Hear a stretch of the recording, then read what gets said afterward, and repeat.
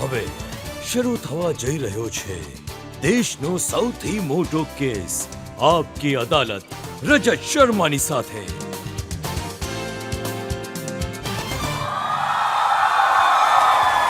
નમસ્કાર, ઘણું સ્વાગત છે આપનું.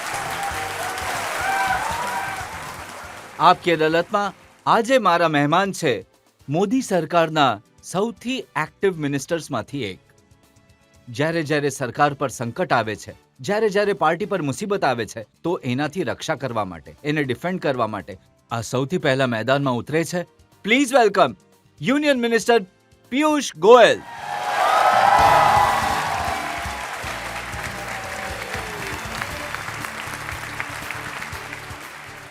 અને આપકી અદાલતમાં આજના આપણા જજ છે વરિષ્ઠ પત્રકાર રાહુલ દેવ.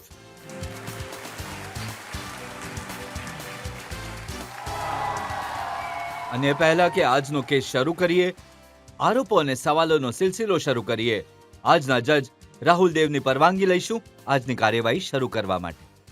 પરવાનગી છે. અને પિયુષજી, એ પહેલા કે આરોપોનો સિલસિલો શરૂ થાય, તમને સવાલ પૂછીએ. એક નજર નાખીશું પિયુષ ગોયલના પોલિટિકલ કરિયર પર.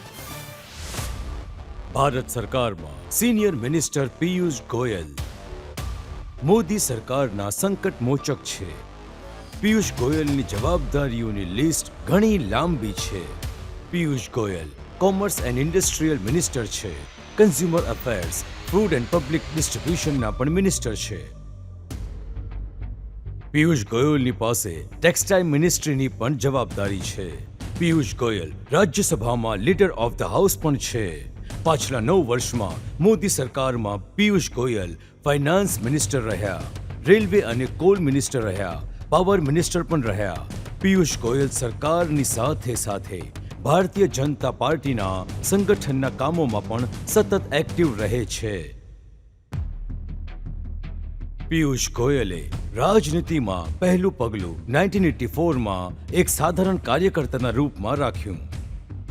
પોતાની ઇન્ટેલિજન્સ, મહેનત અને લગનના દમ પર પિયુષ ગોયલ 2010માં બીજેપીના નેશનલ ટ્રેઝરર જેવા ઇમ્પોર્ટન્ટ પદ પર પહોંચ્યા. રાજનીતિમાં આવતા પહેલા પિયુષ ગોયલનો એકેડેમિક રેકોર્ડ પણ ઘણો બ્રિલિયન્ટ છે. ચાર્ટર્ડ એકાઉન્ટન્ટમાં Piyush Goyal all India level પર સેકન્ડ રેન્ક હોલ્ડર છે. મુંબઈ યુનિવર્સિટીથી લોમાં સેકન્ડ રેન્ક હોલ્ડર છે. સરકારમાં આવ્યા પહેલા પિયુષ ગોયલ ઘણા જાણીતા ઇન્વેસ્ટમેન્ટ બેન્કર હતા. પિયુષ ગોયલ દેશના ટોપ કોર્પોરેટ્સના સલાહકાર રહ્યા છે. મેનેજમેન્ટ, સ્ટ્રેટેજી અને ગ્રોથ એક્સપર્ટ માનવામાં આવે છે. ફાઇનાન્સ અને બેન્કિંગ એક્સપિરિયન્સ, સંગઠનમાં કામના અનુભવ અને મોટા મંત્રાલયોની જવાબદારીએ પિયુષ ગોયલને દેશ અને દુનિયામાં એક નવી ઓળખાણ આપી છે. આપકી અદાલતમાં પિયુષ ગોયલ પોતાનો પક્ષ પોતે રાખશે. તો આવો શરૂ કરીએ આજનો કેસ. આપકી અદાલતમાં પહેલો આરોપ કેન્દ્રીય મંત્રી પિયુષ ગોયલ પર.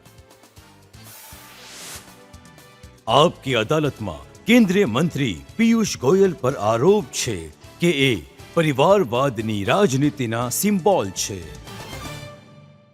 પિયુષજી, વારંવાર બીજેપી કહે છે કે અમે પરિવારવાદના વિરુદ્ધ છીએ, વંશવાદના વિરુદ્ધ છીએ, પણ તમારા મધર ચૂંટણી લડ્યા, 3 વાર MLA રહ્યા, ફાધર ટ્રેઝરર રહ્યા, બીજેપીના રાજ્યસભા મેમ્બર રહ્યા, અટલજીની સરકારમાં તેઓ મિનિસ્ટર રહ્યા, તો આ પરિવારવાદ નહીં તો બીજું શું છે? રજતજી, પરિવારવાદ એ હોય છે જ્યાં એક વ્યક્તિ સીધો થોપવામાં આવે છે પદની ઉપર. તો 2008 સુધી તો હું સાધારણ મુંબઈનો, મહારાષ્ટ્રનો કાર્યકર્તા હા, હતો. પણ પોસ્ટર લગાવીને ડોર ટુ ડોર કેમ્પેનિંગ કરતો હતો. મારી માં લઈ બનાવતી હતી ઘરે, કેમ કે ત્યારે તો પૈસા પણ નહોતા ગ્લુ ખરીદવાના, તો પોસ્ટર માટે લઈ ઘરે બનાવતી હતી. એનાથી અમે જઈને રાત્રે પોસ્ટર લગાડતા હતા. મારી હેન્ડરાઇટિંગ એટલી સારી નહોતી, તો વોલ રાઇટિંગ સુપરવાઇઝ કરતો હતો.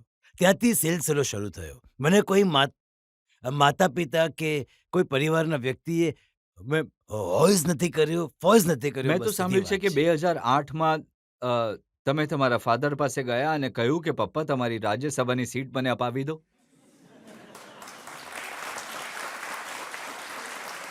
કંઈક વધારે જ રિસર્ચ કરીને આવ્યા છો તમે. હું કબૂલ કરીશ આ અદાલતમાં કે દિલમાં થોડી ઈચ્છા તો છે જ્યારે પપ્પાની ટર્મ પૂરી થઈ જઈ, તો જરૂર મેં એમને એકવાર રિક્વેસ્ટ કરી કે અ, જો અડવાણીજીથી એ સમયે એ વાત કરી શકે છે. તો એમણે એકચ્યુઅલી મને ઘરે બોલાવ્યો અને લગભગ 1 કલાક હી ગાઈડેડ મી કે જો મારી સીટ પર જો તું બેસીશ, તો જિંદગીભર તને એવું લાગ્યા કરશે કે કેમ કે હું રાજનીતિમાં હતો એટલે જ તને આ પદ મળ્યું. પોતાની ક્ષમતા પર, પોતાની મહેનત પર ક્યારેય ને ક્યારેક તક મળશે. આવ્યો તો આવ્યો અને નહીં આવ્યો તો તું રાજનીતિમાં કોઈ પદ માટે નહીં બન્યો. તને ઓલવેઝ એક તક જોઈતી હતી કંઈક કરવાની, કરીને બતાવ. અને એના થોડા દિવસ બાદ જ he got cancer and he passed away. તો હું ઘણો સંતુષ્ટ છું કે મને એ સમય નહીં મળ્યું. એ સમય મળતે તો આજે કદાચ તમારી અદાલતમાં આ સવાલને ફેસ કરવામાં તકલીફ થાત મને. પણ એ સાચું છે કે તમારી મમ્મી કહેતી હતી લોકોને કે પિયુષ તો 4 વર્ષની ઉંમરથી કેમ્પેન કરતો તો, જનસંઘના ઝંડા વહેંચતો તો. હા, મેં પણ સાંભળી છે આ વાત કે હું રસ્તા પર ઊભો રહીને બધાને પૂછતો હતો કે તમે કોને વોટ આપવાના છો? હું તો મારો વોટ ભારતીય જનસંઘને આપીશ અને દીવાની ઉપર મારો વોટ આપવાનો છું. ત્યારે આટલી સમજ નહોતી કે આ વોટને માટે હજી સમય છે. સમજ તો ધીમે ધીમે આવી. મેં એ પણ સાંભળ્યું કે જ્યારે તમે બાળક હતા તો જે નેતાઓના ખોળામાં તમે રમતા હતા એમાં સંઘના ગુરુ ગોળવળકરજી હતા, એમાં અટલ બિહારી વાજપેયી હતા. તો રમતા રમતા જ અમુક રમતો શીખી ગયા હશો.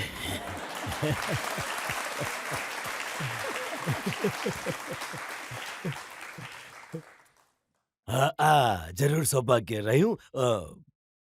ઉલટું માનનીય અટલજી ઘરે રહેતા હતા, તો ઘણા ડાયમેન્સીસ આપણા નેતાઓના બહાર નથી આવતા, ખબર નથી પડતા.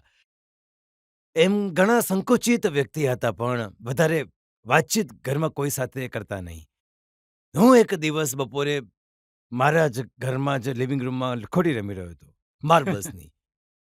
મને ખબર નહીં પડી કે એ ક્યારે આવીને બેસી ગયા અને પોતાનું આમ ધોતી-બોતીમાં જે રીતે flaunt himself in the chair so me fail. હું તો 2 ફૂટ આગળ પણ લખોટી નહીં મારી શકતો હતો. તો એમણે મારી પાસેથી લખોટી લીધી અને અમુક વસ્તુઓ માઇન્ડમાં રહી જાય છે અને એમણે આ આંગળી વાપરીને એમણે પોતાના અ, અ, અંગૂઠાથી 8 ફૂટ દૂર લખોટી મારી અને હું સમજો છું કે એ દિવસથી હું એમનો ફેન બની ગયો. નાની-નાની વાતો ઘણીવાર એ મોટા-મોટા મેસેજ પણ શીખવે છે. અમારે ત્યાં મોટા-મોટા નેતા આવતા હતા. પણ કોઈ કાર્યકર્તા હોય કે નેતા હોય, બધા એક સાથે જમતા હતા, એક સાથે બેસતા હતા, એક સાથે રહેતા હતા. તો એ જે અર્લી લેસન્સ ઇન લાઈફ મળ્યા, એ મને લાગે છે આજે માનનીય પ્રધાનમંત્રી નરેન્દ્ર મોદીજીને એક્શનમાં જોઈને કઈ રીતે એ સંસ્કારોને સમાજમાં, દેશની રાજનીતિમાં ઉતારી રહ્યા છે, એ જોઈને અમે પણ ઇન્સ્પાયર થઈએ છીએ. અમને એ પણ પણ ઘણી સાચું પ્રેરણા છે મળે કે છે. અટલજી એક વખત તમને એમના વિમાનમાં લઈ ગયા હતા અ, અને 2-3 દિવસ સુધી ફેરવ્યા હતા. હું સ્ટુડન્ટ હતો, સ્કૂલમાં ભણતો હતો અને ઘણા સારા બટાના બૂટ અને કપડાં પહેરીને એ સમયે હવાઈ અડ્ડા પર ગયો. ટેરમેક પર એ દિલ્હીથી આવ્યા હતા અને પછી સાંગલી, કોલ્હાપુર એક ક્ષેત્રમાં એમનો 4 દિવસનો પ્રવાસ હતો. એ વિદેશ મંત્રી હતા એ સમયે. અને આમ જ એરપોર્ટ પર ટેરમેક પર એમણે પૂછ્યું, "શું કરી રહ્યો છે?" મેં કહ્યું, "રજાઓ ચાલે છે." એમણે કહ્યું, "ચાલ મારી સાથે." I was taken aback. કોઈ કપડાં નહીં હતા, કોઈ તૈયારી ન હતી. પણ હું એમને કાકાજી કહેતો હતો. બાળપણમાં મારા કાકાજીનો પ્રેમ એટલો હતો. એ વિમાનમાં બેસાડીને લઈ ગયા. 4 દિવસનો પ્રયાસ કર્યો અમે. એમાં પેન્ટ્રી કલેક્શન છે હજી, કે એ મારી સાથે ગયા. કોલ્હાપુર પહેલું સ્ટોપ હતું. ત્યાં દુકાનમાં ગયા, મને કોલ્હાપુરી ચંપલ અપાવી, કુર્તા પાયજામા અપાવ્યા અને પછી 4 દિવસ સુધી એમની સાથે રહ્યો. એમાંથી એક પ્રસંગ તમને જણાવવા માંગીશ. ઘણો ઇન્ટરેસ્ટિંગ છે. લતા મંગેશકરજીનો, દીદીનો એક સત્કારનો કાર્યક્રમ હતો સાંગલીમાં. એ સમયે અટલજીએ લગભગ 1 કલાકનું ભાષણ આપ્યું. એ આખું 1 કલાકનું ભાષણ સમગ્ર રીતે વગર રાજનીતિથી ભારતની સંસ્કૃતિ પર, ભારતની કળા પર, ભારતના મ્યુઝિકની ઉપર અને ભારતના વારસા ઉપર 1 કલાકનું ભાષણ એમણે આપ્યું હતું. એ દિવસે હું ક્યારેય ભૂલી નહીં શકું. અને હવે આજે જ્યારે 100મો મન કી બાતનો હું એપિસોડ પ્રધાનમંત્રી નરેન્દ્ર મોદીજીનો જોઈ રહ્યો હતો, ત્યારે મને એ વાત યાદ આવી ગઈ કે કઈ રીતે પ્રધાનમંત્રી મોદીજી 100 મહિના સુધી દર મહિને જનતાની સાથે સંવાદ કરે છે. વાસ્તવમાં જનતાની મનની વાત એ ઉજાગર કરે છે, જનતાની વચ્ચે રાખે છે.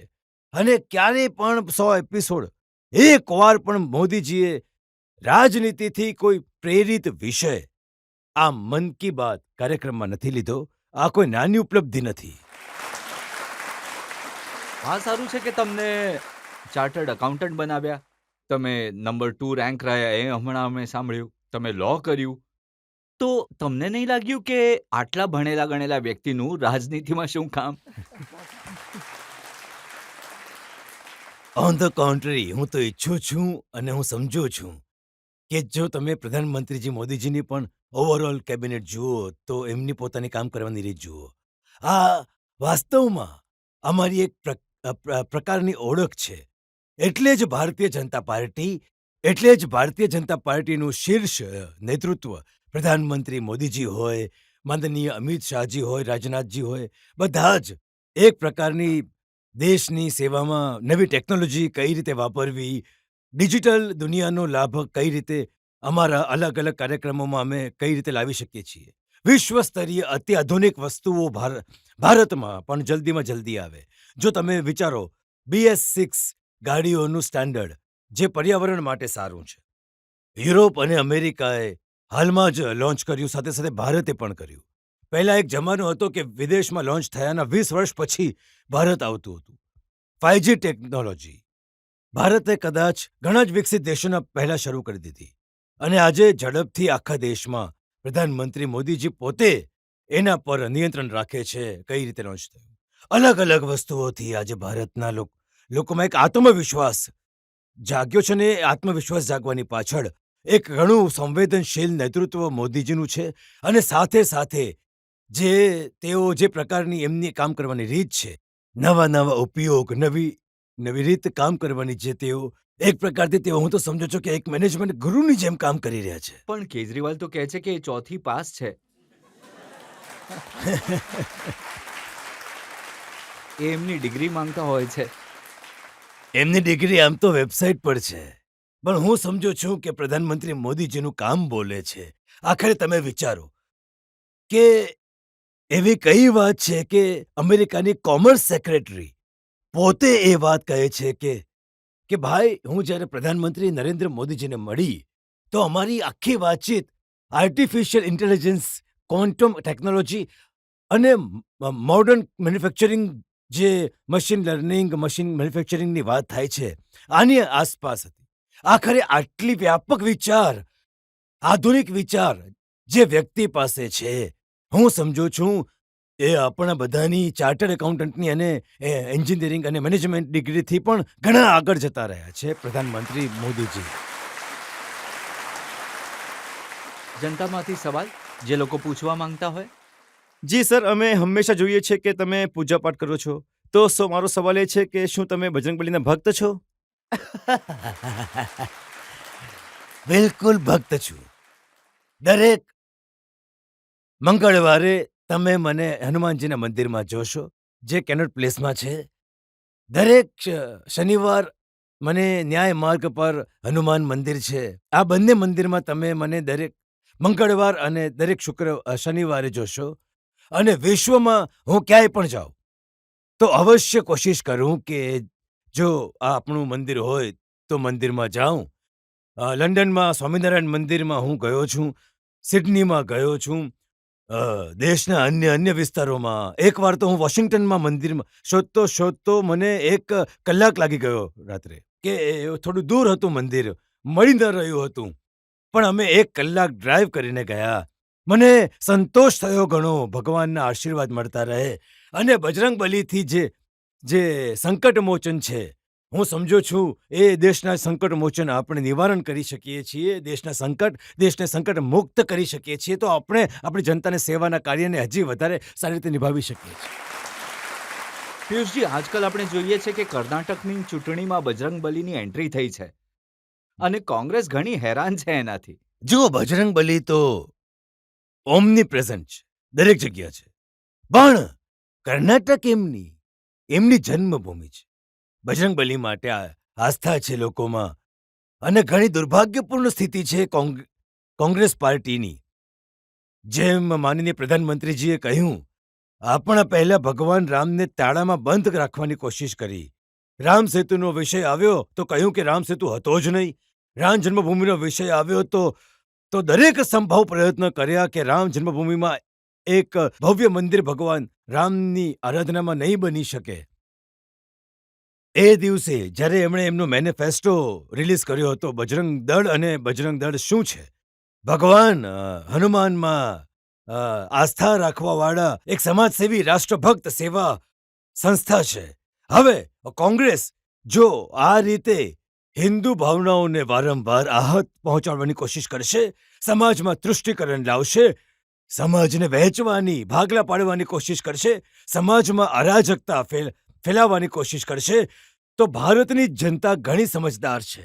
હું સમજુ છું ભારતની જનતા જોઈ રહી છે કોંગ્રેસના કામને. 2024માં એમને 44 સીટ પર પતાવી દીધા હતા, સમેટી લીધા હતા. દેશને સંકટથી બચાવી લીધો દેશની જનતાએ, અને આગળ ચાલીને પણ બજરંગ બલીની ભાવનાને સામે રાખીને મારો પૂરો વિશ્વાસ છે દેશ પર કોઈ સંકટ અને કર્ણાટક પર કોઈ સંકટ કર્ણાટકની જનતા આવવા નહીં દેશે. એ સાચું છે કે કોંગ્રેસે બજરંગ દળને પીએફઆઈ થી ઇક્વેટ કરીને ભૂલ કરી દીધી, પણ મોદીજીએ એને પકડી લીધી અને હવે આખા કર્ણાટકમાં હનુમાન ચાલીસા વાંચવામાં આવી રહી છે. જો કોંગ્રેસે, હું નથી માનતો ભૂલ કરી. એમના વિચારો આ પ્રકારના છે. કોંગ્રેસના વિચારો તમે વર્ષોથી જોઈ લો. જ્યારે કોઈ ચૂંટણી હારે છે તો ઇલેક્શન કમિશનરને બદલી કરી દે છે. જ્યારે કોઈ કેસ હારે છે તો ન્યાયાલય અને કોર્ટોની ઉપર સવાલ ઉઠાવવા લાગે છે.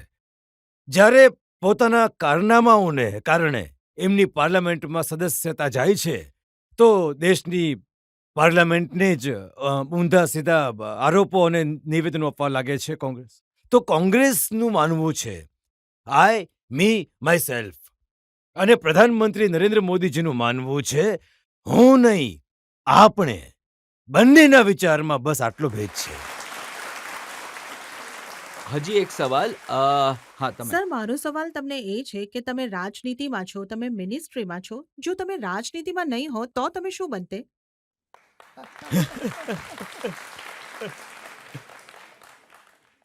જો એક પ્રકારથી તો હું જો ઇતિહાસમાં જાઉં તો 1988માં જ્યારે મારું સીએ અને લો બંને પૂરા થયા હતા, 87માં મેં બંને કર્યા, તો 88માં મેં પણ એક વિદેશી પ્રસિદ્ધ યુનિવર્સિટીમાં વોટનમાં અપ્લાય કરીને મને પીએચડી માટે એડમિશન મળ્યું હતું, પીએચડી ઇન સ્ટ્રેટેજી. હવે એ સમયે કંઈક મારા કામમાં અડચણો આવી હતી. ફેક્ટરી લગાવવાની હતી, નવી ફેક્ટરી લાગી હતી, સ્મોલ સ્કેલ ઇન્ડસ્ટ્રીથી શરૂઆત કરી હતી. મને હજી પણ યાદ છે, મેં ભણતા સાથે સાથે એક નાની ફેક્ટરી લગાવી હતી. 19,80,000 રૂપિયાની પ્રોજેક્ટની કોસ્ટ હતી પૂરેપૂરી. એ પણ મારા પિતાજીના જે પેન્શનના પૈસા આવ્યા હતા, જે પ્રોવિડન્ટ ફંડ મળ્યો, પેન્શનને કમ્યુટ કર્યું હતું, અને લીવ એન્કેશમેન્ટ મળી, એનાથી મારું કેપિટલ બન્યું, અને ફેક્ટરી ચલાવી હતી. એમાં કંઈક સમસ્યા આવી તો હું જઈ નહીં શક્યો. તો કદાચ અગર ગયો હોત, ભણ્યો હોત ત્યાં, તો બની શકે છે પ્રોફેસર બની ગયો હોત. અથવા તમે ઇન્વેસ્ટમેન્ટ બેન્કર રહ્યા હોત તો હજી કરોડો રૂપિયા કમાવી લેત. જો આ વાત સાચી છે કે મેં સારી કમાણી કરી એઝ અ ઇન્વેસ્ટમેન્ટ બેન્કર, સફળતા મને મળી, પણ હું સમજુ છું એ મારા માટે આજે સૌથી મોટી તાકાત છે. કેમ કે મારા પરિવારનો ખર્ચો, મારે ઘર સંભાળવાનું, મારા બાળકોનું ભણતર, એને માટે આજે મને ચિંતા નથી. મારી પાસે કેપિટલ છે અને પબ્લિક ડોમેઇનમાં છે. 2010થી જ્યારથી હું સાંસદ બન્યો છું, વર્ષો વર્ષો સુધી દિવસભર પોતાનું કામ કર્યું, પોતાનો વ્યવસાય કર્યો. સાથે સાથે જ્યારે જ્યારે રાજનીતિની જરૂર હતી, ચૂંટણી આવી, મિટિંગો થતી હતી, તો કામ કરતો હતો સાથે સાથે. પણ જ્યારે પણ તક મળી, માનનીય પ્રધાનમંત્રી નરેન્દ્ર મોદીજીએ એક જનતાની સેવા કરવાની તક આપી, ત્યારથી સ્વાભાવિક રૂપથી આવક બંધ છે, પણ પર્યાપ્ત કેપિટલ હોવાના કારણે એક સારું જીવન પણ વિતાવી શકું છું. પરિવારને પણ સંભાળી શકું છું, એમનું પાલન પોષણ, એમનું ભણતર પણ સારી રીતે કરી શક્યો. અને આજે સમાજ સેવા માટે સંપૂર્ણ રીતે ઉપલબ્ધ છું. પણ તમે મુંબઈમાં રહેતા હતા, દેખાવમાં પણ હેન્ડસમ છો, ફિલ્મોનો આટલો શોખ છે, ક્યારેક એવું નહીં લાગ્યું કે હીરો બની જઈએ? ફિલ્મોનો શોખ તો ઘણો છે. અને ખુશીની વાત એ છે કે હું 3 ઇડિયટ્સના જેવો નથી કે ખોટા પ્રોફેશનમાં જતો રહું. મને એબીસી એક્ટિંગની નથી આવડતી. મારી ડાયલોગ ડિલિવરી ઘણી ખરાબ છે. ગળાની મને સમસ્યા છે. તો હું ક્યારે પણ ભૂલથી પણ ફિલ્મોમાં જવાની ના મેં આશા રાખી છે, ના સપનું જોયું, ના કોશિશ કરીશ. હું સમજુ છું જે કામમાં છું, મને એમાં ઘણો સંતોષ મળે છે. અને મારા માટે તો હજે આ જ જીવન છે, મરણ છે. કઈક રીતે પ્રધાનમંત્રી મોદીજીનો એક દ્રઢ જે સંકલ્પ છે કે આગલા 25 વર્ષ ભારતના અમૃતકાળમાં ભારતને એક વિકસિત દેશ બનાવવાનો છે, એક સમૃદ્ધ દેશ બનાવવાનો છે, દરેક વ્યક્તિ સુધી પહોંચાડવાનો. પિયુષજી, અહીંયા એક બ્રેક લઈશું.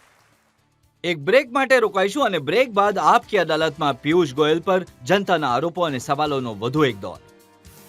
એ એમના માટે ભોજન કે જીવવાનું, ખાવાનું ખાવા માટે નથી. આપણામાંથી ઘણા લોકો આખો સમય, અને એમાંથી અમુક માત્રામાં હું પોતાની જાતને પણ દોષી ગણું છું, કે હું મુંબઈ જાઉં અને પાઉંભાજી નહીં ખાઉં તો મજા જ નહીં આવે.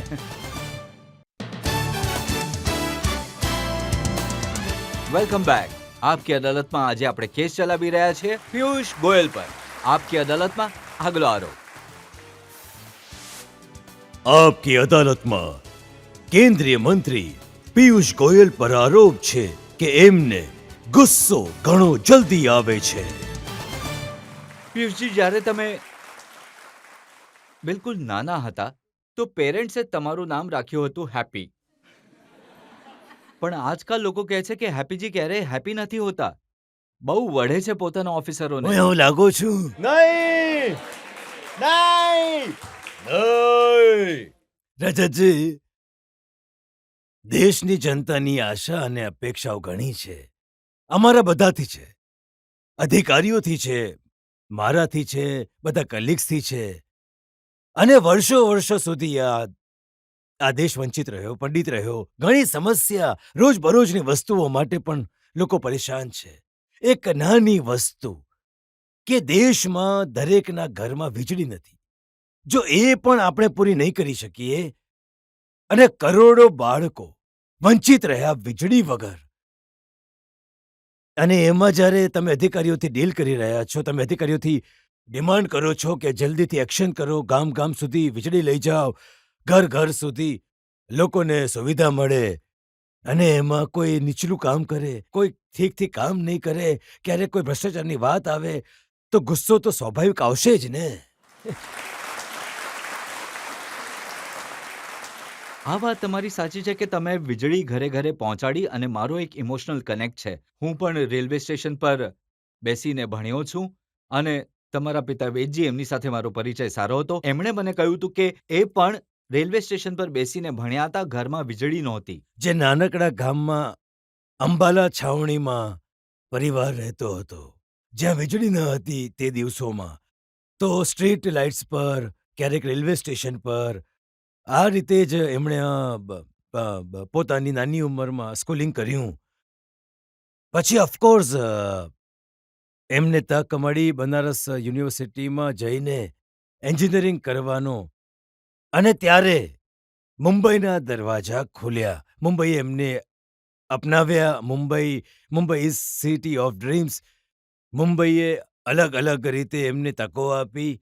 તો આવી જ રીતનું એક ઘણું મોટું યોગદાન આઝાદીના 70 વર્ષ પછી પહેલી વાર એક સંવેદનશીલ પ્રધાનમંત્રી દેશને મળ્યા, જેના હૃદયમાં પીડા હતી કે આપણી માતા, આપણી બહેનો, આપણી દીકરીઓને શૌચાલય જેવી એક ઘણી બેઝિક એમ્યુનિટી, બેઝિક નીડ એનાથી પણ વંચિત રહેવું પડે. 50% દેશવાસી વગર ટોયલેટે, વગર શૌચાલય 2014 સુધી ખેતરોમાં જવું ઘણી ઘણી શરમની વાત છે.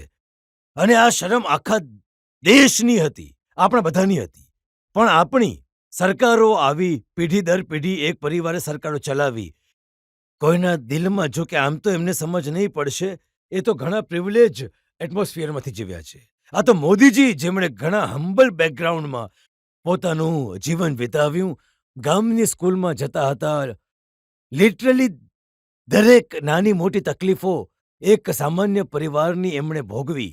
અને એ સંવેદનશીલ વ્યક્તિત્વનો પરિચય એ હતો કે આજે દેશમાં દરેક ઘર પાસે ઇજ્જત ઘર શૌચાલય છે. દરેક ઘરને વીજળી પહોંચે છે. ડિજિટલ કનેક્ટિવિટી દેશના ખૂણે ખૂણે સુધી છે. રસ્તાઓ ગામના ઘર સુધી પહોંચ્યા છે. આજે જે સ્થિતિ છે, કોઈ ઘર નહીં બચશે આગલા 2 વર્ષમાં જેને નળથી જળ નહીં મળશે. એક પ્રકારથી દેશના લોકોની જે સામાન્ય જરૂરિયાતો છે, 3.5 કરોડ પરિવારોને જે પોતાનું ઘર એક પ્રકારથી લખપતિ બનાવી દીધા. 3.5 કરોડ પરિવાર અને આખી સરકાર જોતરાઈ જાય છે. પ્રધાનમંત્રી મોદીજીની પ્રેરણાથી, એમના માર્ગદર્શનથી આ કાર્યક્રમને કામની- ઘર ઘર સુધી આ પહોંચાડવામાં કામ આવે છે. કરવાની રીતને બધા લોકો પસંદ નથી કરતા. તમે ઓફિસરોને રાત્રે 12 વાગે ઉઠાડી દો છો, કોઈને 2 વાગે રાત્રે ફોન કરો છો. એમ તો પ્રધાનમંત્રી મોદીજીનું વારંવાર અમને બધાને કહેવાનું રહેતું હોય છે કે તમે જેટલા કલાક કામ કરશો, હું એનાથી 1 કલાક વધારે કામ કરીશ.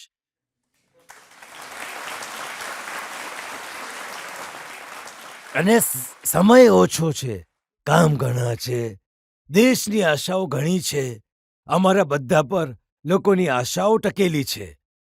અને મને લાગે છે અમારે બધાએ તો ઉપલબ્ધ રહેવું જ જોઈએ 24 કલાક. જો કે હું કોશિશ કરી રહ્યો છું કે હું મારું ઇન્ટરનલ રીડિંગ અને ફાઇલો રાત્રે કરું, થોડો ટાઈમ સુધારી જો રહ્યો જે છું. ઓફિસર આઈએએસ હોય છે, આઈપીએસ હોય છે, એટલે થોડી સર્વિસમાં આવે છે કે રાત રાત જગાડશો તમે એમને. નહીં, મારી કોઈ મનસા કોઈને રાત રાત તમારી મનસા જગાડવાની હું નથી. જણાવી દઉં છું, ના સુઈશ ના સુવા દઈશ.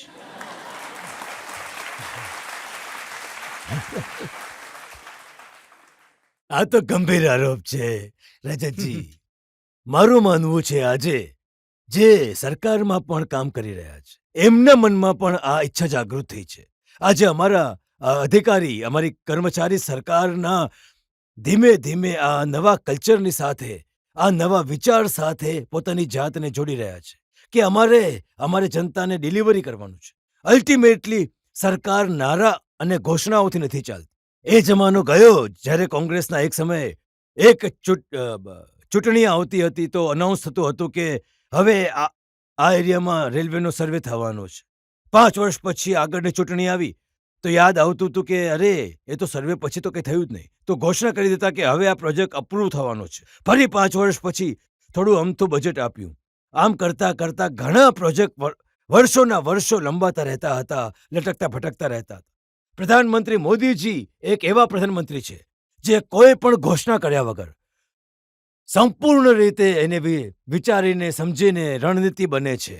આજે તો પીએમ ગતિશક્તિ એક અતિ આધુનિક અને વિશ્વમાં પહેલીવાર એમણે એક નવી રીતે શોધી છે જેનાથી આપણા ઇન્ફ્રાસ્ટ્રક્ચર પ્રોજેક્ટ્સ ઘણી સ્પીડથી સારી રીતે ઇફેક્ટિવલી ઇમ્પ્લિમેન્ટ થઈ શકે છે, પ્લાન થઈ શકે છે. ક્યાં રેલવેનો સર્વે 2-3 વર્ષ લાગતા હતા, આજે 1 સપ્તાહ 2 સપ્તાહમાં થઈ શકે છે. રોડનો પ્રોજેક્ટ ઘણી સારી રીતે પ્લાન થઈ શકે છે કે કોઈ ફોરેસ્ટ, કોઈ વાઇલ્ડ લાઈફ સેન્ચ્યુરી નહીં આવી જાય જે અડધો અડધ છોડી દે. આમ આજે જે કામ કરવાની રીત છે એમાં દિવસ રાત તો અમારે બધાએ કામ કરવું જ પડશે.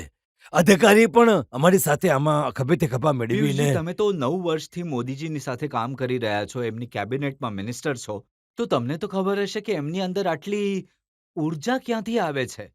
એ ઊર્જા સંવેદનશીલ ચરિત્રનો એક ભાગ છે. ઘણા ડિસિપ્લિન છે. દરેક પ્રોજેક્ટ, દરેક પ્રોગ્રામ જે પણ લોન્ચ કરે છે ઘણું સમજી વિચારીને કેવી રીતે કરવામાં આવશે, કેટલા સમયમાં કરવામાં આવશે, કઈ રીતે જવાબદારી લોકોમાં વહેંચવામાં આવશે, એના ઉપર નજર રાખવી. એટલે હું એક ઉદાહરણથી તમને જણાવું એમની કામ કરવાની શૈલી. સરકારી ખરીદી. હવે સરકારમાં કોઈ પેન પેન્સિલ પણ ખરીદે કે કોઈ પણ સર્વિસ લે, દરેક વસ્તુ માટે એક GM પોર્ટલ માનનીય પ્રધાનમંત્રીજીએ કોન્સ્ટિટ્યુલાઇઝ કર્યું. એકદમ પારદર્શક વ્યવસ્થા સરકારી ખરીદીની. ગવર્મેન્ટ માર્કેટ પ્લેસ જેને GM કહે છે, જે આજે GM લાગુ કર્યું છે. હમણાં જે વર્ષ પત્યું છે એમાં 2 લાખ કરોડની સરકારી ખરીદી GMના માધ્યમથી થઈ.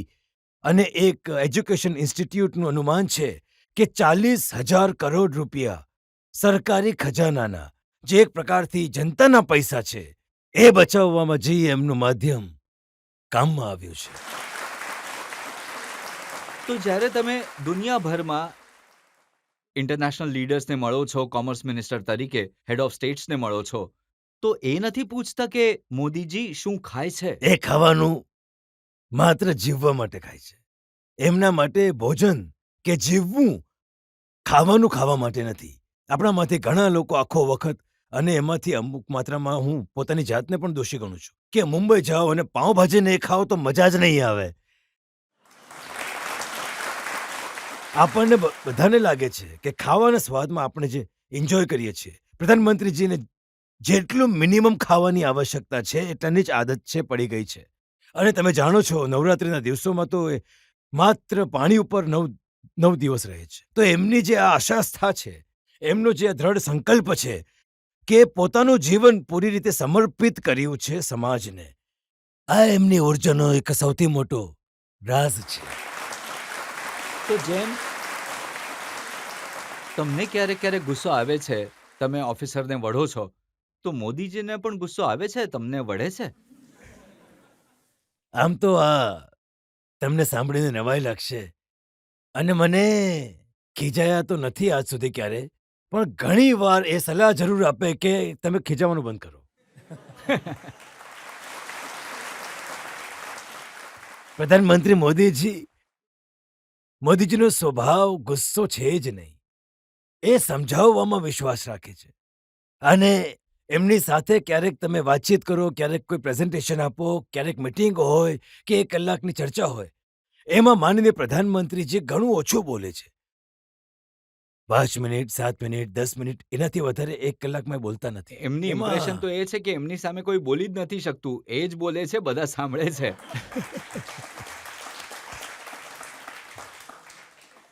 એમ તો ઘણી બધી એવી ખોટી ઇમ્પ્રેશન ફેલાવવાની કોશિશ કરવામાં આવે છે, પણ રજતજી, મારો પૂરો વિશ્વાસ છે કે ભારતની જનતામાં કોઈ ડાઉટ નથી, એમના પ્રત્યે કોઈ એમના મનમાં દુવિધા નથી. ભારતની જનતાએ એમને કામ કરવાની શૈલી જોઈ લીધી છે. અને જ્યારે પરીક્ષામાં ચર્ચા કરવા, જ્યારે આપણા યુવા યુવતીઓ સાથે જ્યારે પ્રધાનમંત્રીજી આવે છે, જ્યારે અલગ અલગ ફોરમ પર પ્રધાનમંત્રીજી આપણા ખેલાડીઓને મળે છે, કે આપણા સ્ટાર્ટર એન્ટરપ્રિનર્સને મળે છે, આપણા ઇનોવેટર્સને મળે છે, આપણા ઉદ્યોગ જગતને મળે છે, આપણા ખેડૂતો સાથે સંવાદ કરે છે, એ બધાનો અનુભવ આ જ રહ્યો છે કે પ્રધાનમંત્રીજી ઇઝ અ ગુડ લિસનર. અને એ નવા આઈડિયાઝ પણ તમને આપે છે. એવું નહીં કે તમારા ઉપર થોપે છે, પૂછે છે તમે આના વિશે શું વિચાર્યું, તમારી શું રણનીતિ છે, સારું આ રીતે પણ જરા વિચારીને જુઓ. એવું નથી કે તમારી ઉપર કોઈ કાર્યક્રમ થોપે છે, તમને પ્રોત્સાહન આપે છે કે તમે પોતાનું પણ થોડું ઓવરટાઈમ મગજ ચલાવો. તો પિયુષજી, તમે જે મોદીજીના વિશે કહી રહ્યા છો એ તો એક અલગ વાત છે, પણ આપણા જે વિરોધી દળવાળા છે એ શું કહે છે, એને લઈને અમુક આરોપો મારી પાસે છે. આપણે એક બ્રેક માટે રોકાઈશું અને બ્રેક બાદ આપકી અદાલતમાં આરોપો અને સવાલોનો વધુ એક દોર. પિયુષજી, પ્રિયંકા ગાંધી કર્ણાટકમાં આજકાલ કેમ્પેઇન કરી રહ્યા છે. એમણે કહ્યું કે આ દેશમાં જાત જાતના ચોર છે, કોઈ દુકાનમાં ચોરી કરે છે, કોઈ ઘરમાં ચોરી કરે છે, પણ કેટલાક એવા લોકો છે, આ બીજેપીના નેતા, જે સરકારો ચોરી લે છે.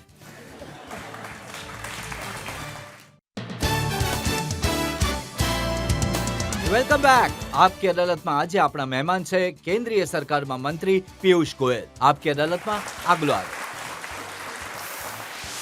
આપકી અદાલતમાં કેન્દ્રીય મંત્રી પિયુષ ગોયલ પર આરોપ છે કે એમની પાર્ટી પૈસાના દમ પર રાજનીતિ કરે છે. પિયુષજી, પ્રિયંકા ગાંધી કર્ણાટકમાં આજકાલ કેમ્પેન કરી રહ્યા છે. એમણે કહ્યું કે આ દેશમાં જાત જાતના ચોર છે.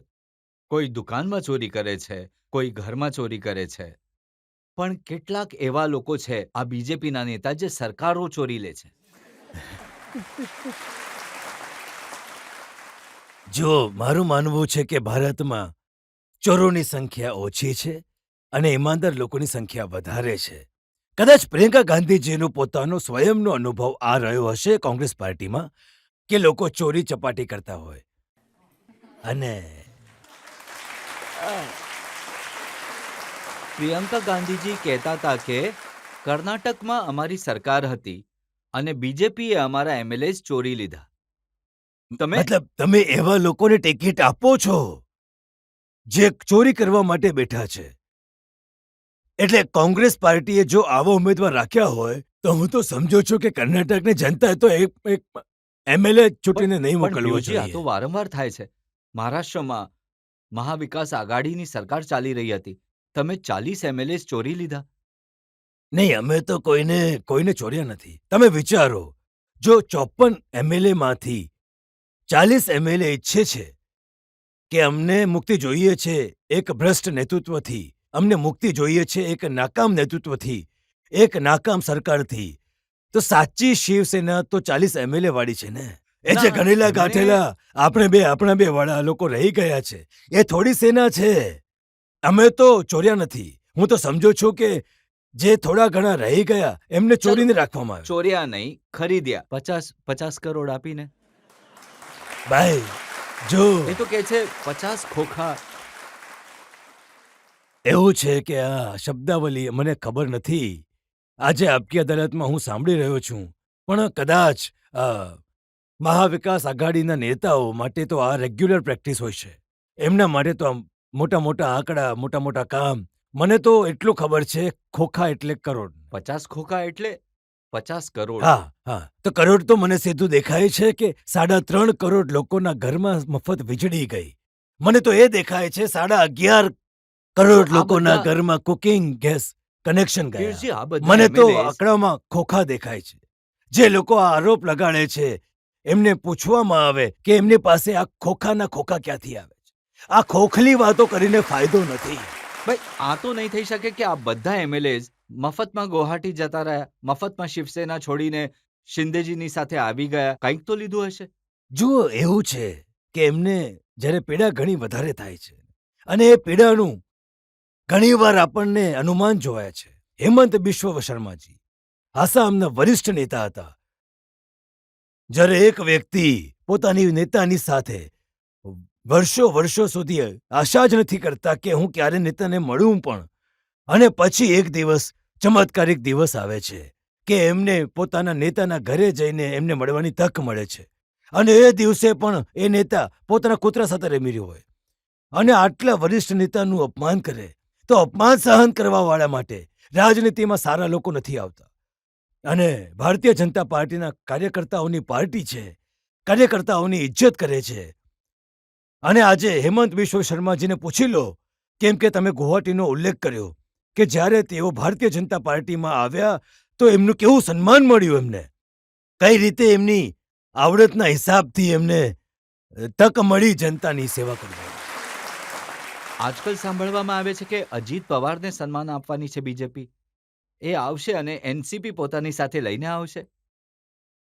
ભાઈ, આ કમાલની પાર્ટી છે જ્યાં નેતા કહે છે કે હું રિઝાઇન કરું છું, કે હું રિટાયર થાઉં છું, પછી એક ઢોંગ રચવામાં આવે છે, પછી એના પછી ઘણો વિચાર વિમર્શ થયા પછી આ સિલસિલાની સખત જરૂર છે ભારતીય જનતા, અને એના જવાબ ભારતની જનતા આપશે. અમને કોણ અમારી સાથે આવશે નહીં એના માટે અમને ચિંતા નથી કરવી પડતી. ના, એટલા સારા કે લોકો અમારી સાથે સ્વાભાવિક રીતે પોતાની રીતે જો અમારી તમે સાથે જોડાય મહારાષ્ટ્રની છે. રાજનીતિને સારી રીતે સમજો છો, એ જ હું સમજાવવાની કોશિશ કરું છું. શિંદેજી સાથે જે બીજેપી ચૂંટણી લડશે તો નુકસાન થઈ શકે છે, એટલે અજીત પવાર સાથે આવી જાય. હું સ્પષ્ટ કરવા ઈચ્છીશ કે એકનાથ શિંદેજી મહારાષ્ટ્રના મુખ્યમંત્રી છે, શિવસેનાના નેતા છે, અને શિવસેના ભારતીય જનતા પાર્ટીની સંયુક્ત સરકાર છે. મજબૂતીથી મહારાષ્ટ્રમાં લોકોની સેવા કરી રહી છે. તમે આવીને જુઓ કયા પેસ પર મહારાષ્ટ્રમાં ડેવલપમેન્ટ, વિકાસ, પ્રગતિ થઈ રહી છે. તમે દરેક ખૂણામાં જોશો ક્યાંક મેટ્રોની લાઇન લાગી રહી છે, ક્યાંક હાર્બર લિંક લાગી રહ્યા છે. નાગપુરથી મુંબઈ જોડાવવાળો expressway super express speed પર ચાલી રહ્યો છે. એક એક આપણા ધાર્મિક અને તીર્થ સ્થળનો વિકાસ થઈ રહ્યો છે. જે પ્રકારથી દેશના મહારાષ્ટ્ર પ્રદેશના ગામ ગામ સુધી નવી આધારભૂત સુવિધાઓ પહોંચી રહી છે. એક ફ્રેન્ઝી ફીલ સાથે શિંદેજી અને દેવેન્દ્ર ફડણવીસ જનતાની સેવા કરી રહ્યા છે. તમને પાકો વિશ્વાસ અપાવું છું, શિંદેજી અને ફડણવીસજી મળીને શિવસેના ભાજપાની સરકાર ચલાવશે. ઘણી મજબૂત સરકાર છે અને પ્રધાનમંત્રી નરેન્દ્ર મોદીજીના માર્ગદર્શન અને એમના નેતૃત્વમાં અને મહારાષ્ટ્રની સેવા કરશે. આગલી ચૂંટણી પણ જીતશે. આગલી ચૂંટણી સ્વીપ કરશે. મહારાષ્ટ્રની જનતા એટલી ત્રસ્ત હતી વિકાસ આઘાડીથી. રાહુલ ગાંધી કહે છે કે ભારતીય જનતા પાર્ટી ચૂંટણી એટલે જીતે છે કેમ કે એમની પાસે ઘણા પૈસા છે, કરોડો રૂપિયા છે. જુઓ, રાહુલ ગાંધીજીને હું જાણતો નથી વ્યક્તિગત રીતે, તમે કદાચ જાણતા હશો. જો તમે અથવા માનનીય જજ સાહેબ એમને સલાહ બલાહ આપી શકે તો એમને એક જ આપશો કે ભારતીય જનતાનું અપમાન કરવાનું બંધ કરી દે. એ પોતાનું એમએલએનું એ અપમાન કરે જ છે, પોતાના મુખ્યમંત્રીઓનું વારંવાર અપમાન કરે છે. તમને યાદ હશે કોંગ્રેસના કાર્યકાળમાં કેટલા મુખ્યમંત્રીઓની સાથે અપમાન થયું, કેટલા મુખ્યમંત્રીઓને ઓવરનાઇટ કાઢી મૂક્યા હતા, કેટલા મુખ્યમંત્રીઓની સરકારો પાડી નાખી. એ તો કોંગ્રેસની કામ કરવાની રીત. પણ આપણા પોતાની જ પાર્ટીનું અપમાન કરે, એ જો જાણે એમની પાર્ટીના લોકો જાણે. ભારતીય જનતાનું અપમાન નહીં કરે, કેમ કે ઇલેક્શન ભારતની જનતાના સહયોગના બળથી અમે ચૂંટણી જીતીએ છીએ. ભારતની જનતાના વોટથી મોદીજીને આજે 303 સીટો ભાજપાને એકલાને મળી છે. પૂર્ણ બહુમતીની સરકાર 2 વખત આ જનતાએ અમને પ્રેમથી આપી છે. મોદીજીના પ્રેમ પર એમની ઉપર વિશ્વાસ કરીને આપી છે. જનતાનું અપમાન કરવું કૃપા કરીને રાહુલ ગાંધીજી બંધ કરે. આ સવાલ પિયુષજી તમને એટલે પૂછીએ છીએ કે પહેલા તો ભારતીય જનતા પાર્ટી પાસે ફંડ હોતા નહોતા. જ્યારે પિયુષ ગોયલ ટ્રેઝરર બન્યા એમણે એમના બધા મોટા મોટા કનેક્શન, ઉદ્યોગપતિઓના કનેક્શન વાપર્યા અને બીજેપી પાસે ઘણું ફંડ આવી ગયું. હવે ચૂંટણીમાં બીજેપીને ખર્ચો કરવામાં મુશ્કેલી નથી આવતી. જો ભારતીય જનતા પાર્ટીના પૈસા જે આવે છે એ પ્રામાણિક વ્યવસાયથી આવે છે. ભારતીય જનતા પાર્ટીના પૈસા આવે છે તો સીધા બેંકના ખાતામાં જાય છે. ભારતીય જનતા પાર્ટીમાં જ્યારે કોઈ ડોનેશન આપે છે તો એ કોલસાની ખાણની સામે નથી થતું, ક્વિટ પ્રો નથી થતું. એ આઉટ ઓફ ફિલિંગ, દેશમાં સારી મનમાં જ્યારે ચેષ્ટા થાય છે, ઈચ્છા થાય છે એક સારી સરકાર કામ કરે, એને માટે આવે છે અને એ સીધા ભારતીય જનતા પાર્ટીના ખાતામાં જાય છે. એટલે તમને બધાને જોવા મળે છે આ પાર્ટીઝે જવાબ આપવો જોઈએ કે એમના જ્યારે કલેક્શન થાય છે પાર્ટી ફંડની તો પૈસા ક્યાં જાય છે? એ પોતાના ખિસ્સામાં જાય છે કે પાર્ટીના ફંડમાં આવે છે? જો પાર્ટીમાં ફંડમાં આવે છે તો ચેકથી કેમ નથી લેતા પાર્ટી ફંડમાં? બેંકના માધ્યમથી કેમ નથી નાખતા પાર્ટી ફંડમાં?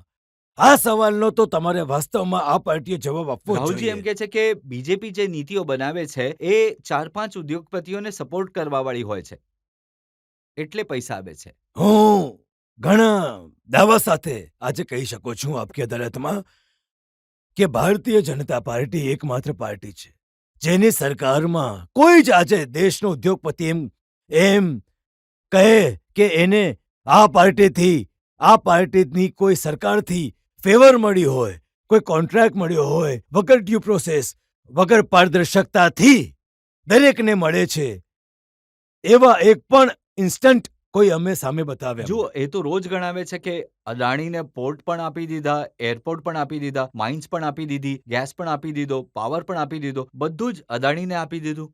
જ્યારે પોર્ટની વાત આવે છે તો એ પોર્ટ તો જ્યારે કોંગ્રેસની સરકાર હતી ત્યારે તેમને મળ્યું હતું, તો એનો જવાબ તો એ પોતે જ આપે કે એ પોર્ટ કઈ રીતે અદાણીજીને મળ્યું.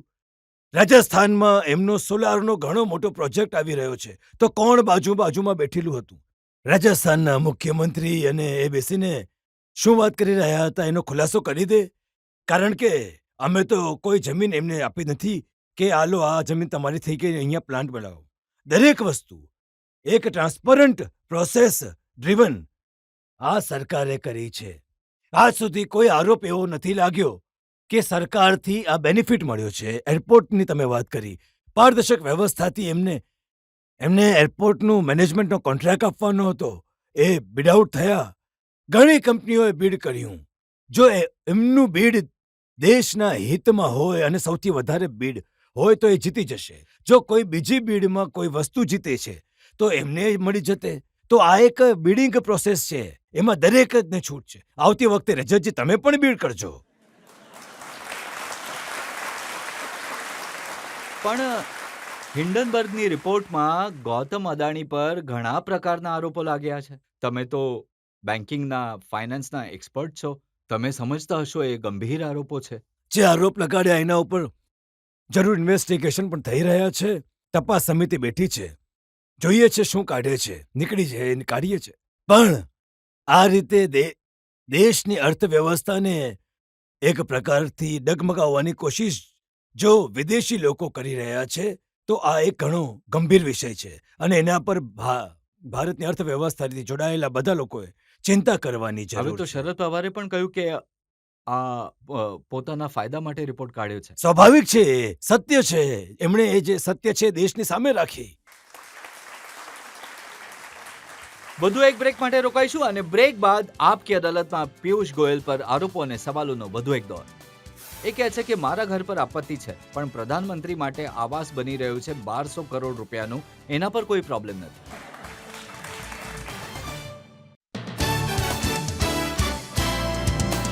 Welcome back. આપ કી અદાલતમાં આજે આપણે કેસ ચલાવી રહ્યા છીએ, સવાલ પૂછી રહ્યા છીએ કેન્દ્રીય મંત્રી પિયુષ ગોયલને. આપ કી અદાલતમાં આગલો આરોપ. આપકી અદાલતમાં કેન્દ્રીય મંત્રી પિયુષ ગોયલ પર આરોપ છે કે એમની સરકાર લોકતંત્રની હત્યા કરે છે. પિયુષજી, રાહુલ ગાંધી એકદમ સાફ સાફ શબ્દોમાં કહે છે કે મોદીજીએ દેશમાં લોકતંત્રની હત્યા કરી છે, કોઈને બોલવાની પરવાનગી નથી. એ પાર્લામેન્ટમાં બોલે છે તો એમનું માઇક બંધ કરી દેવામાં આવે છે. એમને એમની વાત કહેવા માટે લંડન જવું પડે છે.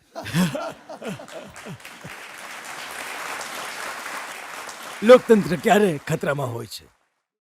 જ્યારે લોકોને ફ્રીડમ ઓફ સ્પીચ નથી હોતી, ફ્રીડમ ઓફ એક્સપ્રેશન નથી હોતી. આ ક્યારે થયું હતું? ઇમરજન્સીમાં થયું હતું.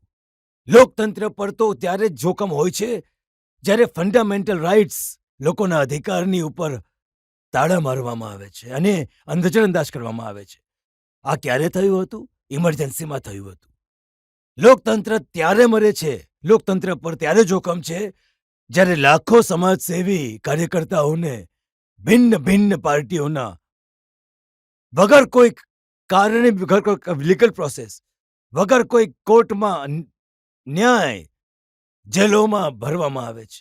ત્યાં સુધી કે અટલ બિહારી વાજપેયીજી, લાલકૃષ્ણ અડવાણીજી, લોકનાયક જયપ્રકાશ નારાયણજી, નાનાજી દેશમુખ, મોટા મોટા નેતા મોરારજી દેસાઈ, ચરણસિંહજી, આ દેશના બધા વિપક્ષો, ભલે એ કમ્યુનિસ્ટ પાર્ટીના હોય, ભલે જૂની કોંગ્રેસના હોય, ભલે ભારતીય જનસંઘના હોય, બધાને એક સાથે લાખો લોકોને જેલમાં નાખી દીધા.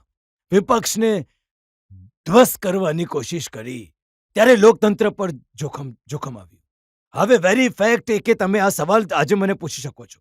વેરી ફેક્ટ કે કોંગ્રેસ પાર્ટી પાયા વિહોણા લેવા દેવા વગરના આરોપ લગાવે છે અને એ તમે ટીવી પર બતાવો છો. પિયુષજી, કેમ કે લોકતંત્ર તો માત્ર જીવત નથી. લોકતંત્ર તો મોદીજીના રાજમાં વધુ જ્વલંત થઈ રહ્યું છે, હજી વધારે મજબૂત થઈ રહ્યું રાહુલ છે. ગાંધી કહે છે કે એક નાનકડો કેસ હતો, એને કારણે એમની પાર્લામેન્ટની મેમ્બરશિપ ખતમ કરી નાખી. પાર્લામેન્ટની મેમ્બરશિપ ગઈ, 24 કલાકમાં મકાન ખાલી કરાવી દીધું. આ લોકતંત્ર છે? હવે જે દોષી છે, જે ગુનો કરશે, પછી ભલે આઝમ ખાન હોય, ભલે મુખ્તાર અંસારી હોય કે રાહુલ ગાંધીજી હોય, જે દોષી જાણવામાં મળશે. દેશનો કાયદો છે, દેશના કાયદાને ને બનાવવામાં આ પર્ટિક્યુલર ના, કાયદાને ના, ના, ના. જુઓ, બનાવવામાં કોંગ્રેસના નેતાઓનો તર્ક એ છે કે એમના પરિવારે બલિદાન આપ્યા. ઇન્દિરાજીનું બલિદાન, રાજીવજીનું બલિદાન. હવે એમની સાથે આવો વ્યવહાર થોડી થઈ શકે. હું તો હેરાન હતો જ્યારે પ્રમોદ તિવારીજીએ રાજ્યસભામાં ઉપનેતા છે કોંગ્રેસના, એમણે ટેલિવિઝન પર એક ઇન્ટરવ્યુમાં આ વાત રાખી કે ગાંધી પરિવાર માટે જ્યારે સેન્સિટિંગ હોય છે, ભલે ભલે કોઈ પણ ગુનો હોય, કેટલા પણ દોષી જાણવા મળે, પણ જ્યારે સેન્ટેન્સિંગ થાય છે તો ગાંધી પરિવાર માટે અલગ કાયદો બનવો જોઈએ. હવે તમારા માથે કોઈ પણ આના પર સહેમત થઈ શકે છે શું? એમના વિચારમાં એક પરિવાર સર્વપ્રથમ અને એની પાછળ 1 થી 100 અંશ સુધી એક જ પરિવાર, અને ભારતની જનતા તો ક્યાંય પાછળ પડી છે. જો એમનું કેવું એ છે કે એમણે અદાણી વિશે મોદીજીને સવાલ પૂછ્યા, પાર્લામેન્ટમાં આરોપ લગાવ્યા, એટલે એમની બોલતી બંધ કરી દેવામાં આવી, એટલે એમની મેમ્બરશિપ જતી રહી, એટલે એમનું ઘર છીનવી લેવામાં દેશના કાયદાના વ્યવસ્થાની ઇજ્જત કરવી જોઈએ. આખરે તમે માનહાનિ કરો કોઈની, અથવા તમારા પાસે કોઈની માનહાનિ થાય તો તમને પણ ગુસ્સો આવશે ને. જો માનહાનિ કર્યા પછી તમે સીના ચોરી કરો, જ્યારે કોર્ટ તમને તક આપે છે, તમને કહી રહ્યા છે કે માફી માંગી લો, માફી માંગીને ખતમ કરો વાતને, તમે આખા સમાજને એક પ્રકારથી ઇન્સલ્ટ કરો, આખા ઓબીસી સમાજને આખા સમાજની અવમાનના કરો, અને પછી તમે સીનાચોરી કરો કે એવું નહીં, હું માફી નહીં માંગીશ. જો તમારા એ જ તો કહે છે પોતાના કે હું મોદીજીથી ડરતો નથી, મોદીજી મારાથી ડરે છે. એમણે મોદીજીનું અપમાન માત્ર નહોતું કર્યું, એમણે બધા લોકો અને ઓબીસી કમ્યુનિસ્ટના લોકો હોય છે એ જે એમની સરનેમ મોદી હોય છે, એમણે કહ્યું જેટલા લોકોની સરનેમ મોદી છે બધાનું અપમાન કર્યું હતું. આ દેશની જનતા જોઈ રહી છે એમના એમણે વ્યવહારને. આખા દેશમાં ભારત જોડો યાત્રા કરી, ઘણી મહેનત કરી, પોતાની છબી ચમકાવી.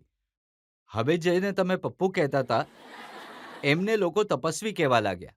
હવે હું કર્ણાટકમાં જોઈ રહ્યો છું, અને હવે મને સમજમાં આવી રહ્યું છે કે સાચું શું હતું. સાચું એ હતું કે ભારત જોડો નહીં, એમની કોંગ્રેસ પાર્ટીને જોડવામાં લાગેલા હતા, મુશ્કેલીમાં પડ્યા હતા. કર્ણાટકમાં 3 દાવેદાર છે મુખ્યમંત્રી માટે. સિદ્ધારામૈયાજી છોડવા માટે તૈયાર નથી, કહે છે કે મારે એકવાર હજી બનવું છે. શિવકુમારજી પોતાની આકાંક્ષા બંધ નહીં કરી શકે, છોડી નહીં શકે. એ કહે છે કે હું જ છું જે મુખ્યમંત્રી બનશે. હવે અખિલ ભારતીય અધ્યક્ષના પણ કૂદી પડ્યા છે. તે કહે છે કે આ બંનેની લડાઈ છોડો, મારી પાસે તો પૂરો અધિકાર છે કોંગ્રેસના અધ્યક્ષના નાતે, હું જ ઉપયુક્ત છું. તો હવે આ ત્રણેયને જોડવાનો પ્રયાસ હતો ભારત જોડો યાત્રા. ત્યાં સુધી કે ગુજરાત જ્યાં ચૂંટણી ચાલતી હતી ત્યાં તો ઘૂસ્યા પણ નહીં. અને હવે હું કર્ણાટકની ચૂંટણી જોઈ રહ્યો છું. રાહુલ ગાંધીજીની નજર નથી આવી રહ્યા. તમે ત્યાં જોયું શું? વધારે નજર નથી આવી રહ્યા. મને લાગે છે કે એમની પાર્ટી કહે છે કે તમે નહીં આવતા.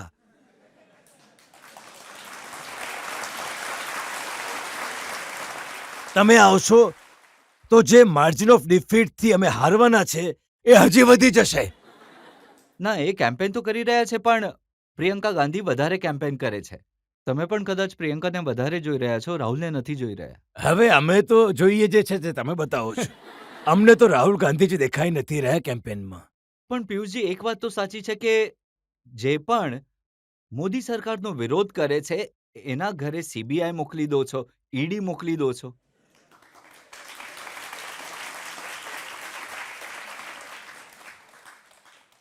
જો કોઈ વ્યક્તિએ કોઈ ખોટું કામ કર્યું, કોઈ બેઈમાની કરી, કોઈ લૂંટ કરી, કોઈ ચોરી કરી, કોઈ સરકાર ખજાનો દુરુપયોગ કર્યો, કોઈ ભ્રષ્ટાચાર કર્યો, તો તમે કહો કે દેશનો કાયદો કામ કરશે કે નહીં કરશે?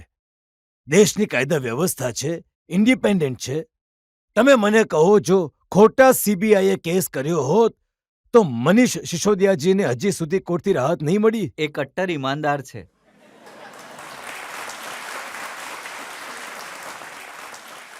એ કટ્ટર ઈમાનદાર છે, એ સેલ્ફ સર્ટિફાઈડ કરી રહ્યા છે. એ પિયુષજી જનતા કહે છે નથી કે સર્ટિફાઈડ કરી રહી એમને. એમના પર રેડ થઈ, ઘર પર રેડ થઈ, બેંકોમાં રેડ થઈ, લોકરને જોવામાં આવ્યું, કંઈ નહીં મળ્યું મનીષ સિસોદિયાની પાસે. તો એમણે પોતાના ઘરે નહીં રાખ્યું હોય. ક્યાંક રાખ્યું છે, જે એ શોધવાનું છે કામ સીબીઆઈનું. જે વ્યવસ્થા છે એમને કરવું પડે છે. પોતાનું કામ કરી રહી છે. જો એમને ડર નથી, જો એમને ચિંતા નથી, તો કેમ એની પરેશાની છે? જો સીબીઆઈ આવી અને કંઈ સવાલ પૂછે છે તો જવાબ આપી દો. પણ કોર્ટે હજી સુધી રાહત નથી આપી. જો એમના બે મંત્રી મહિનાઓથી જેલમાં છે, તો એના વિશે જનતા પણ તો વિચારી રહી છે ને કે આખરે દેશની કાયદા વ્યવસ્થા છે. ઉચ્ચ ન્યાયાલય સુધી ગયા છે. ઉચ્ચ ન્યાયાલયને પણ આખરે અમુક કાગળોમાં, અમુક દસ્તાવેજોમાં મળ્યું હશે, જેના કારણે એમને હળવાશ નથી મળી. તો તમે પણ પોતે વિચાર કરો કે પોતે સર્ટિફિકેટ આપવાથી કોઈ ઈમાનદાર નથી બનતું. જ્યારે જનતા વિશ્વાસ કરે છે, જ્યારે જનતાને દેખાય છે કે પ્રધાનમંત્રી નરેન્દ્ર મોદીજી ઈમાનદાર છે, ત્યારે તે વધારે સીટો આપવાની 2019માં બેબુનિયાદ આરોપો બધા છોડીને મોદીજીને 303 સીટો આપી દે છે, ફરી એક વખત ચૂંટી લે છે. પણ હવે તો તમે કેજરીવાલજીને પણ હેરાન કરી રહ્યા છો. જો એક મુખ્યમંત્રીએ પોતાના મકાનના રિનોવેશનમાં ખર્ચો કરી લીધો તો શું થઈ ગયું? જુઓ, મૂળ વાત પર આવો. મૂળ વિષય શું છે? ચૂંટણીના પહેલા એમણે દાવો કર્યો કે શીલા દીક્ષિતજીએ એર કન્ડિશન લગાવ્યા. હું તો એને પણ હટાવી દઈશ. હું સરકારી ગાડી નહીં લઈશ. હું સાધારણ ઘરમાં રહીશ. આવું તે મેં સાંભળ્યું હતું કદાચ. એમણે કહ્યું હતું કે હું તો ઝૂંપડપટ્ટીમાં રહીશ. હું સરકારી ઘર નહીં લઈશ. હવે સરકારી કહે છે ઘર તો ઘણી સાધારણ બધી વાત. રાખીશ. હવે ખબર નહીં એ બધી વાતો ક્યાં ગઈ. હવે પોતાનું ઘર તો છોડો, આસપાસના જેટલા ઘરો છે એને પણ પોતાના ઘરની સાથે જોડી રહ્યા છે. પણ તમારી સરકારે પણ તો સેન્ટ્રલ વિસ્તા બનાવવામાં હજારો કરોડો રૂપિયા ખર્ચ કર્યા છે. સેન્ટ્રલ વિસ્ટા એક વ્યક્તિ કોઈ નથી વાપરતો. એમાં જે કાર્યાલયો બનશે, એ કાર્યાલયોમાં ભારતના બધા અધિકારીઓ કામ કરશે. કેજરીવાલજીએ ઘર બનાવ્યું છે એ પણ એટલે જ બનાવ્યું છે કે સારી રીતે કામ કરી શકે, વધારે એફિશિયન્ટલી દિલ્હીના લોકોની સેવા કરી શકે. એ કહે છે કે મારા ઘર પર આપત્તિ છે, પણ પ્રધાનમંત્રી માટે આવાસ બની રહ્યું છે 1200 કરોડ રૂપિયાનું, એના પર કોઈ પ્રોબ્લેમ પહેલી વાત તો આ આખી વાતને કઈ લેવા દેવા વગરની છે, બેબુનિયાદ વાત છે. પ્રધાનમંત્રીજી માટે કોઈ આટલા પૈસા ખર્ચીને કોઈ આવાસ નથી બની રહ્યું. પ્રધાનમંત્રીજી, ઉપરાષ્ટ્રપતિ, આ બધાને પાર્લામેન્ટ સંકુલ અને રાષ્ટ્રપતિ ભવનના સંકુલમાં લાવવાનો એક પ્રયાસ છે, જેનાથી લોકોની અસુવિધા પણ ઓછી થાય, એમની સુરક્ષા પણ ઠીક રહેશે. અને હું સમજીશ, બધા માનશે કે આજે દેશના પ્રધાનમંત્રીજીની સુરક્ષા આપણા બધા માટે અમૂલ્ય છે. અને રહી વાત કેજરીવાલજીના ઘરની, અમને કોઈ આપત્તિ નથી એ એના ઘર સારા બનાવે, પણ લોકોને મૂર્ખ નહીં સમજે, લોકોને જૂઠી અને બેબુનિયાદ વાતોથી ભ્રમિત કરવાની કોશિશ નહીં કરે. એવું નહીં કરે કે ચૂંટણી પહેલા મારું કહેવાનું કામ કંઈ બીજું, ચૂંટણી પછી કરવાનું કામ કંઈક બીજું. મોદીજી જે કહે છે એ કરે છે. કેજરીવાલજી જે કહે છે એનાથી બિલકુલ વિરુદ્ધ કરે છે. અને લોકોનો વિશ્વાસ, મોદીજીએ લોકોના વિશ્વાસ કમાયો છે. કેજરીવાલજીએ બધી જ રીતે જનતાનો વિશ્વાસ માટીમાં ભેળવી દીધો. પિયુષજી, ઘણા બધા સવાલ તમને પૂછ્યા, દરેક પ્રકારના, અને તમે ઘણી સ્પષ્ટતાથી જવાબ આપ્યા. કોઈ વસ્તુને ટાળવાની કોશિશ નહીં કરી. આપણે એક બ્રેક માટે રોકાઈશું અને બ્રેક પછી સાંભળીશું આપકી અદાલતમાં આજના જજ રાહુલ દેવનો નિર્ણય આજના કેસ પર.